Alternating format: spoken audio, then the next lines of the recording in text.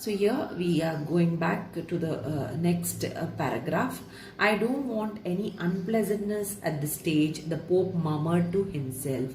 He had not forgotten the time when Michelangelo was carving the crucifixion in wood for the Church of the Holy Spirit, and he had come excitedly to Julius, saying he had found just the right model. The model was a dead man. So the Pope remembered ruefully how the funeral had been held up for 12 hours. So in the last class, I had explained to you about Pope Julius, isn't it? Pope Julius had given a task, had commissioned Michelangelo for a special task. That is the thing, isn't it? So commission was given a job of a special task. A special job was assigned to Michelangelo to paint the frescoes. And what is frescoes? I told you in my previous class, of important events from the Bible. So there it was told, he had told him to paint these important events of the Bible on the walls of the ceiling of the Sistine Chapel. So these things I had explained to you in the class, in my last class, Sistine Chapel. So on the ceilings and walls of the Sistine Chapel, Pope Julius had told him to paint the events of the Bible, and which Michelangelo had completed. Now they were nearly done. Michelangelo completed almost everything. Only the Last Judgment was remaining. Okay, so the picture of the Last Judgment was remaining unfinished. Okay, and why it was remaining unfinished? Because he was not getting the face of Judas, and you know who were the ones who were present. That is the picture of the Last Supper. Okay, so you know all the 12 apostles in this. James was there, Simon, Judas, right? Philip, Bartholomew, Matthew, Thomas, and all these people. Andrew, Simon, James, John, all these people were there along with Judas and Jesus Christ in that picture. So he completed all. So the Last Judgment remained like that because of Judas's face. He was not getting in any of those whom he was searching. So he always compared his picture to reality. So this is what you can see over here. Michelangelo always correlated his art with reality, and accordingly he did his paintings. So here he was not getting a right picture of Judas so that he can compare it to it and then complete his painting. That is why this particular painting of the Last Judgment remained unfinished. Right, so up to here we completed in our last class. So let us move from here. So here he says, I don't want any unpleasantness at this stage, the Pope murmured to himself. So Pope is speaking to himself. He never wanted any unhappy thing to happen at this stage, because the final, it was almost done with, the painting was almost done, and if he makes Michelangelo angry, or if he disappoints Michelangelo, then the remaining part, the last part, won't be done properly. So this thing the Pope never wanted to happen. He wanted to keep him in a happy mood so that Michelangelo could complete the work in the right manner. So this is what the Pope wanted to happen. Okay, let us move. He had not forgotten the time when Michelangelo was carving the crucifixion in wood for the Church of the Holy Spirit, and he had come excitedly to Julius, saying he had found just the right model. Okay, so here you can see this is what Pope Julius is remembering over here. Okay, so it is said he had not forgotten. Who had not forgotten? Julius. Pope Julius had not forgotten. What he had not forgotten? A time when Michelangelo was carving. So he didn't forget the time when Michelangelo. So this refers here is about a time when Michelangelo was carving the crucifixion. Now what do you understand by the crucifixion, by this word crucifixion? So here, so crucifixion, he was carving in wood for the Church of the Holy Spirit. Crucifixion, the picture of Jesus Christ on the cross, where Jesus Christ was nailed on the cross. So this particular picture he was carving on wood. Who was carving? Michelangelo. Michelangelo was carving this on the wood. So in wood, when he was carving this particular picture of Jesus Christ nailed on the cross, when he was doing this for the church, this was done for the Church of Holy Spirit, okay, not to Sistine Chapel. For this church it was done. Chapel, I told you what it is. So this was done for the Church of the Holy Spirit. He had come excitedly to Julius saying he had found just the right model. So what did he say? He came running to Pope Julius. Michelangelo came running to Pope Julius and told Pope Julius that he had got the right model of a person whom he wanted to be taken as a model for Jesus Christ and carve the same crucifixion in the wood. Okay, so this he wanted to do inside this wood. This particular model he wanted to design in the wood. So when he got the right person, the right model for doing this artwork of his, he came running to Pope Julius and he told him very happily that he had got the right face or the right person to complete his work. So the model was a dead man. So you see over here, the model whom Michelangelo had selected over here was not a live person, was a dead man, a person who was not living, a dead body. Got it? So his model was a dead body over here. That was Michelangelo's. And that too, you see, the Pope remembered ruefully how the funeral had been held up for 12 hours. So you understand one thing? So the dead body was brought to the church for the funeral. That dead body Michelangelo used as a model for carving the crucifixion in wood. Okay, so that dead body which came for the final rituals in the church, that is the funeral ceremony in the church, that dead body Michelangelo used as a model to carve the crucifixion in wood.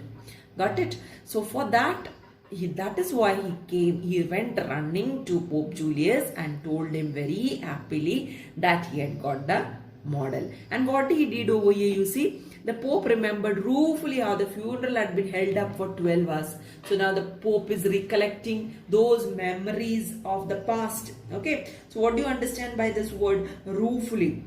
So over here, ruefully means the Pope remembered very sadly, with regret he is remembering over here how the funeral had been held up for 12 hours and the funeral was held up for 12 hours, right? So the funeral of the dead man was held up for 12 hours. Why 12 hours? Why so long?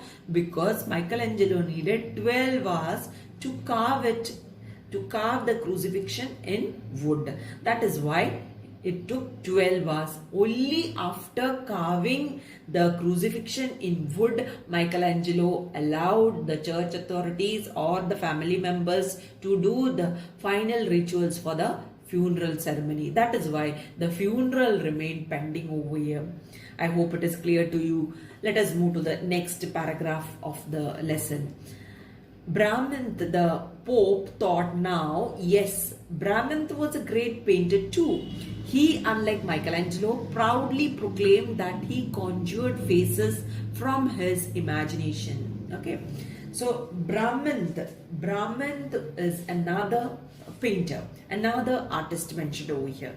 Second artist, Michelangelo is one, second one is Brahmant. So this Brahmant, the Pope Julius thought now he should be, yes, he is also a good painter, so he should be called. Okay, so Brahmant was a great painter too. He too was a great painter, but the difference between them is mentioned over here. He, unlike Michelangelo, proudly proclaimed that he conjured faces from his imagination. So this is what is Brahman's way of doing the art. So you know, each individual have their own method, own style of doing the things. So over here you can see Brahman, this particular man, he was not like Michelangelo. He was different from Michelangelo. He always said that he conjured faces. Okay, that means he created faces. He created faces from his imagination. So this is unlike Michelangelo. And how did Michelangelo create faces? from reality.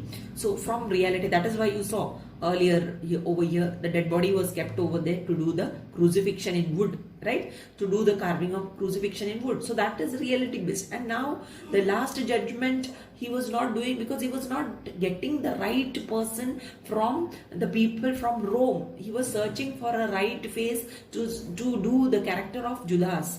So that he was not getting. So that is why he had kept his work pending over there.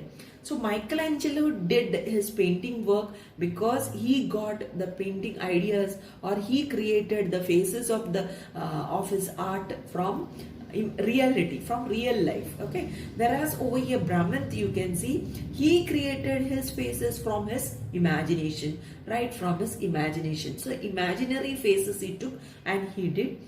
So now what is the difference between these two things? Let us see in the next paragraph of over here. But even the Pope had to admit this. Brahmins' faces looked as though they had emerged from a common mold. According to the Medici, all Brahmins' characters bore a strong family resemblance. Pope Julius had no choice but to dismiss Brahmin and approach Michelangelo. Okay, so got it?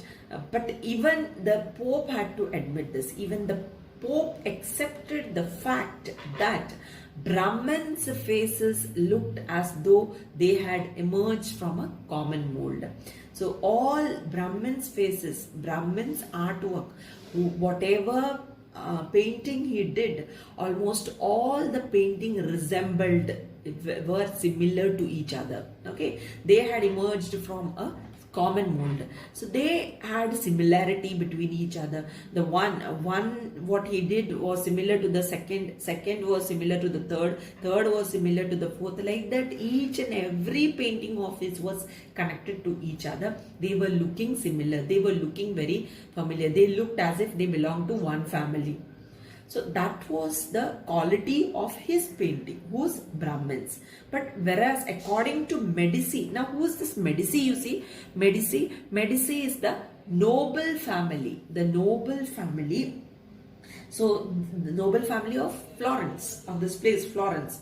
Okay, so they funded, they paid for this public works, and they helped the artists. They paid the artist, and they encouraged them. So according to them, so they had the right to take the decision over here, because they were the financiers over here, right? So they were the one. That is why, according to them, Brahmins' characters bore a strong family resemblance. Okay, so all the characters, all the work of Brahmins were similar, and they looked that they belonged to one family. All were looking alike, right? That is why they looked as if they belonged to the same family. Pope Julius had no choice but to dismiss Brahmin and approach Michelangelo. So do you think that you will enjoy such a painting? No, definitely not. You won't, right? So that is why Pope Julius also had no choice over here. But that wasn't, they had another better option over here of Michelangelo, who always went for reality. Reality means you can understand reality. One person is, you can't find another person of the same type, isn't it? So there will be lot of differences between two individuals. So that is what Michelangelo had done in his work. So that reality he had put in his work. So when he connected reality to his work was much more effective than that of Brahmins. So everyone, including the Medici, even Pope Julius, preferred the work of Michelangelo, even though it took some time. But still, it was a well-finished work. That is why he had no other option. He had only one choice over here, just to dismiss Brahmin, right? And approach Michelangelo. So he dismissed this particular artist called Brahmin, and he approached Michelangelo to complete the work. So let me stop it over here. The box question is left out. So we'll wind it up with this box question. What did Brahmin claim about the faces in his painting? So please note down this. Brahmin proudly claimed that he created faces of the characters in his paintings from his own imagination unlike Michelangelo. So once again, you please note, Brahmin proudly claimed that he created faces of the characters in his paintings from his own imagination, unlike Michelangelo. Thank you very much.